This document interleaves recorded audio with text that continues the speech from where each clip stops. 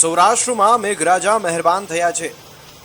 જૂનાગઢ, ઉપલેટા, ધોરાજી સહિત પંથકમાં સારા વરસાદના અહેવાલો સામે આવી રહ્યા છે। એક સપ્તાહના વિરામ બાદ જૂનાગઢમાં મેઘરાજાએ જોરદાર બેટિંગ કરી હતી। જૂનાગઢ શહેર સહિત સમગ્ર જિલ્લામાં વરસાદે ખેડૂતોને ખુશખુશાલ કરી દીધા હતા।